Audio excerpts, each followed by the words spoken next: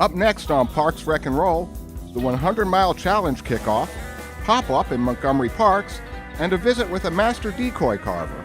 Stay tuned.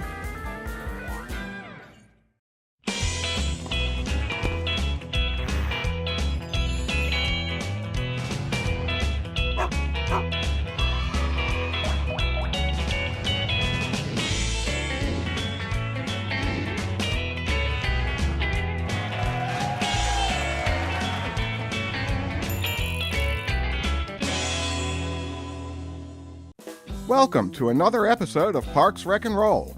We begin in Wheaton at the Holiday Park Senior Center. This was the site of the kickoff for the 100-mile challenge, a Montgomery County-wide initiative to get individuals and groups physically fit. Here's reporter Crystal Park to explain.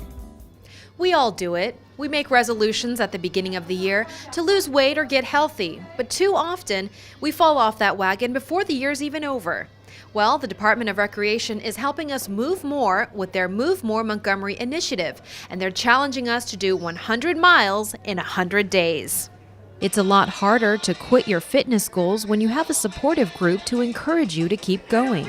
On January 26th, the county's Department of Recreation kicked off their second annual 100-mile challenge. Participants must complete 100 miles in 100 days.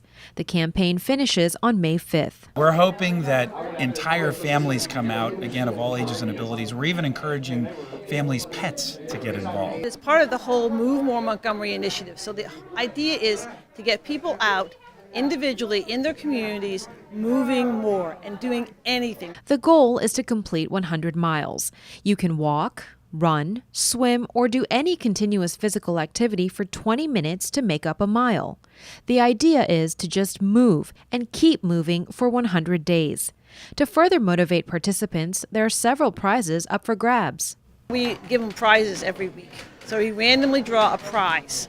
And those prizes are valued between $25 and $100.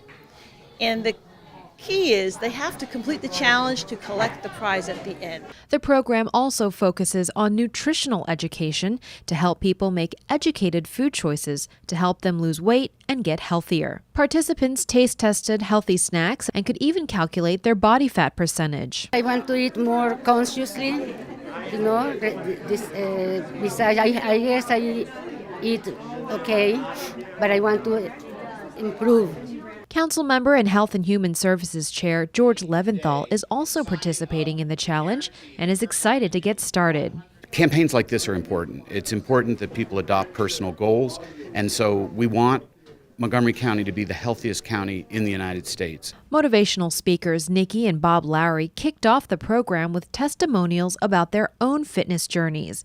The husband and wife duo know a little bit about fitness. They just recently scaled Mount Everest. It's a matter of having the courage and acceptability of, hey, things might be a little hard at first, but you have to break through that and just start doing something. And then over time, things get better, they improve, and then you start doing things. Next thing you know, you forgot about your first day, which is the hardest day. It takes a village, and being accountable to all of the other people in the plan is such a huge, important part of it. We have a very engaged community. We have literally hundreds of beautiful parks and recreational amenities and all kinds of programs across the entire county.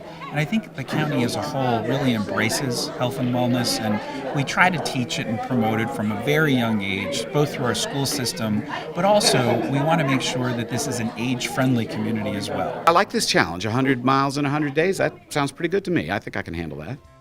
Upon completion of the challenge, grand prizes will be awarded at the Move More Montgomery Festival on May 6th, held at the Bower Drive Community Recreation Center in Rockville. Hope to see you there. Have you heard about PopUp in Montgomery Parks?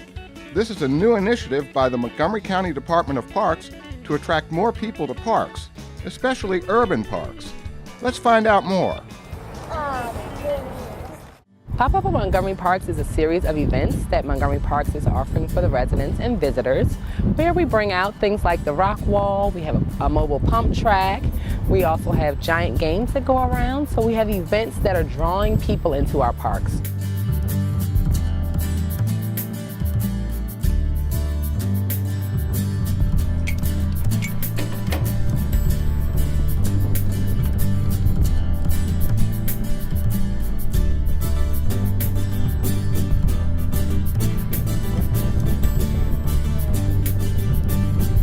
Yes, they're free programming. We want people to know that the parks are here, and they're here for them to recreate in, for them to relax in, and also for them to foster a sense of community with their neighbors.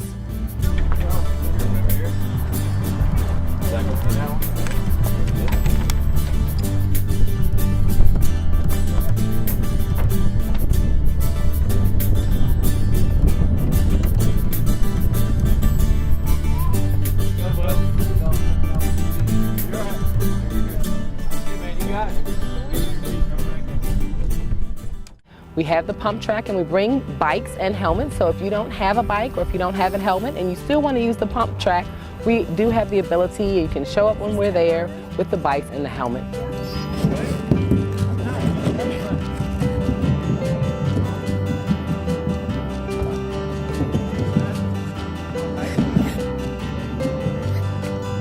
We do have the large games that we call that PopUp recess, and anyone is welcome, so whether you're 5 or 105, you're more than welcome to come and join us at any time. How cute is this, Scar?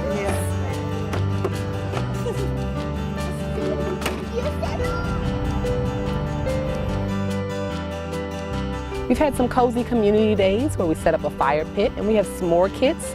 So sometimes in densely populated areas, people don't have access to fire pits or s'more kits. So that's something that we give them the opportunity to do. The Touch a Truck, yes, that one is also wildly popular. Some of our gentlemen from the maintenance yard, facilities management, brought in their vehicles, and we had a lot of families who came out, and the children get up in the trucks and they honk the horns and they pull on the chains, and they just get opportunity to see some of the vehicles that are used. I want to get in that one. You want to get in that one? What is it? I don't know. What is it? A dump truck. Oh. It's a dump truck.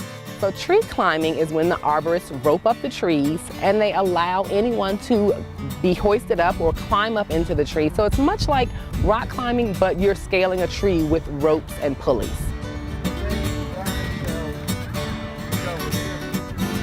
It was really fun, and like you can go really high, and it's like the best part is sort of when they like pull you down. This will be year-round programming. When the spring and summer hit, we'll have some movie nights. So families probably end up doing one here at Evans Park. It's a nice flat surface. We have a 27-foot high movie screen, and we'll show family movies, so G or PG rated. We'll allow families to come out with their blankets and baskets and just enjoy time together with each other and with their community. So we have the movie nights. We'll have some make and take days where families of all ages can come and they can make something, whether it's a potted plant or a picture, and then take it with them when they leave. We'll be doing some Live at 5, which is a concert series that we have scheduled for the spring and summer. So we have a lot of fun and exciting things scheduled here for the parks. To learn where the next parks event will pop up, go to montgomeryparks.org/pop-up. Our final story today takes us up county to Black Hill Regional Park. Each February, the Black Hill Visitor Center in Boyd's hosts a waterfowl festival. One of the highlights this year was the decoy carving exhibition featuring master carver Don Briddell. Crystal Park reports. It's a uniquely American art form, duck carving. Don Briddell is one of the best duck carvers in the world. At the tender age of 13, Briddell began his carving career as an apprentice of the world-famous Ward brothers, Steve and Lem of Crisfield, Maryland. The brothers are credited for establishing a unique standard of realism and artistic expression. The ducks are more than just beautiful pieces of art. They began as a hunting tool. The colonists that came over from Europe noticed that the Indians were here on the East Coast. They would go out and clump up some mud and seaweed and stick a root that was kind of like this shape, and it looked like a duck. And the ducks would fly along, they'd see it, and they'd come and land, thinking, well, there's where food is. So a decoy is something that attracts the waterfowl to come over to where you are. And it works. It really works amazingly. In addition to carving decoys, Don was also an avid hunter. But he says years of carving made him think twice about the sport. I gave up hunting when I had an epiphany down in the Andes about what am I doing shooting these beautiful things. These are just incredible creatures. So I gave away my guns and I quit doing it. And I feel like now this is atonement for those years of hunting. And hopefully I'll work off that karma eventually.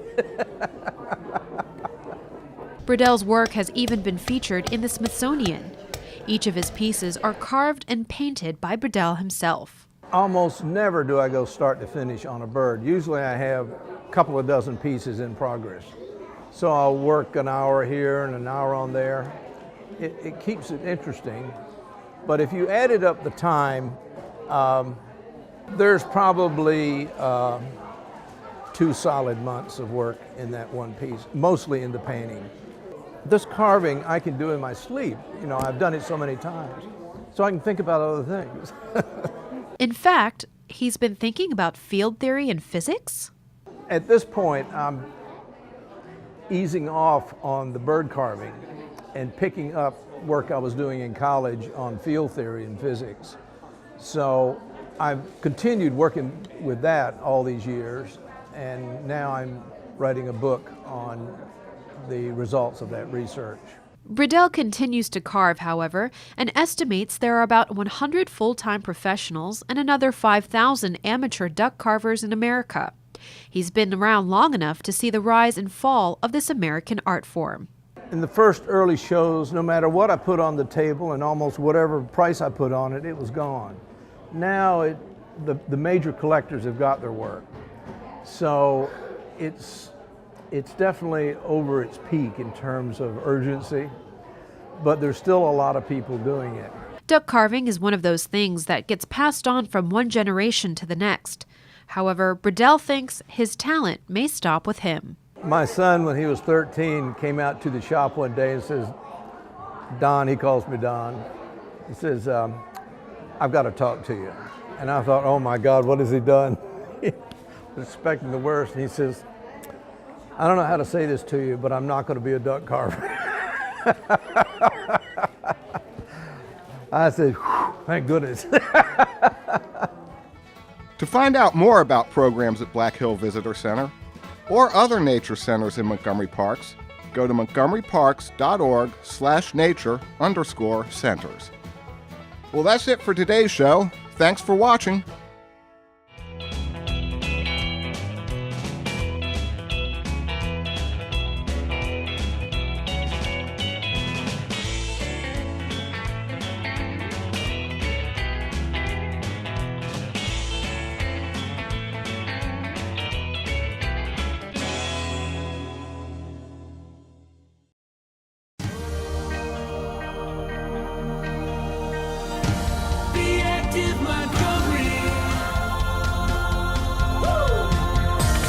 Starting today, you can be active and treat yourself to a wide array of great activities offered by Montgomery County Recreation. With 4 indoor aquatic facilities and 20 community rec centers that offer exercise and weight rooms, you'll find everything you want from sports and fitness to senior activities, from cooking to dancing, classes, trips, and tours.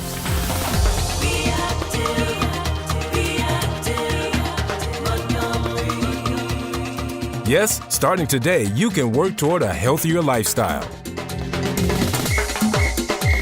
Learn a new skill, relax a little, or just meet new people.